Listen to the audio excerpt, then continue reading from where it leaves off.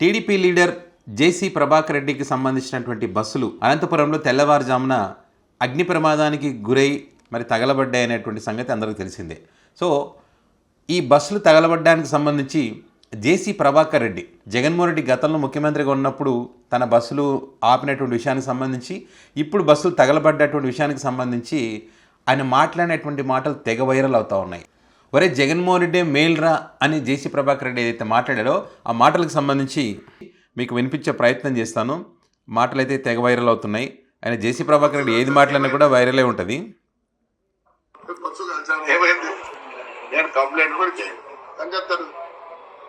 జగనే మేలురా, బస్సులు నిలబెట్టించినాడు. ఈ బీజేపీ గవర్నమెంట్ లో బస్సులు తగలబెట్టారు. అంతకన్నా నీచంగా ఉందారా? అది ఏమైంది? 300 పోతేనే ఆ పొద్దు ఏడ్చలే, దీనికి ఎడుతాను నేను. అదే కొంచెం అనకూడదు. నేను తప్పు, వాళ్ళు చాలా మంచోళ్ళు.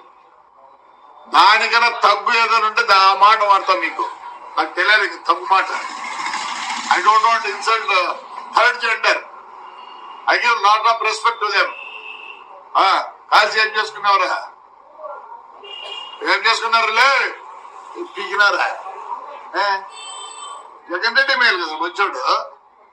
జగన్ రెడ్డి మేలు కదా మంచోడు. నా బస్సు కారిపోలేదే, బస్సు నిలబెట్టించినట్ట. నిలబెడితే ఆ పొద్దు 10 లక్షలు పోయింది, ముందు 6 లక్షలు పోతుంది.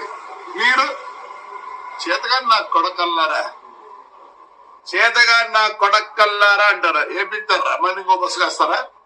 కలిసిపో. వరుసగా పెట్టినాడు. నేనే భయపడతాను అనుకుంటున్నారా?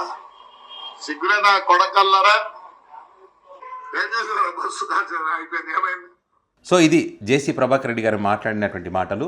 అంటే గతంలో జగన్మోహన్ రెడ్డి మేలు కనీసం బస్సులను ఆపాడు, తగలబెట్టలేదు.